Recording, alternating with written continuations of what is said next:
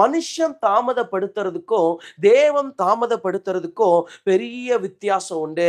மனுஷன் ஒரு விஷயத்த உங்களுக்கு தரேன்னு சொல்லி தாமதப்படுத்துறாங்கன்னா அதோடைய தரத்தை குறைக்கிறாங்கன்னு அர்த்தம். நிறைய வேலையில மனுஷங்க டிலே பண்ணும்போது அதோடைய குவாலிட்டி அதோடைய தரத்தை குறைக்கிறாங்க. ஆனா தேவன் தாமதப்படுத்தும் போது அதோடைய தரத்தை உயர்த்தி கொண்டே இருக்கிறார். அதோடைய வேல்யூவை கர்த்தர் அதிகப்படுத்தி கொண்டே இருக்கிறார். இன்னைக்கு ஒருவேளை தேவனுடைய தாமதத்தை நீங்க அனுபவிச்சு கொண்டிருக்கலாம். பல வாக்குத்தத்தங்களை கர்த்தர் உங்களோடு பேசி இருக்கிறார். பல வார்த்தைகளை கொண்டு கர்த்தர் உங்களோடு பேசி இருக்கிறார். நான் இதை செய்ய போறேன், உன் வாழ்க்கையில நான் இதை தர போறேன்.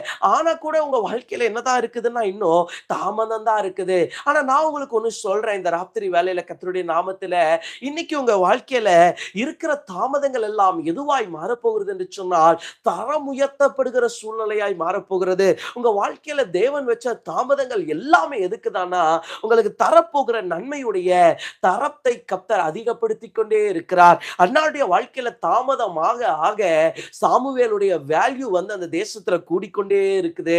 அதுக்கப்புறம் வசனம் சொல்லும், சாமுவேல தான் முதல் பெயர்சபா மட்டும் கர்த்தர் என்ன பண்ணிட்டாருன்னா பேசப்படுகிற ஒரு மிகப்பெரிய தீர்க்கதரிசியா கர்த்தர் மாத்தி விட்டார்.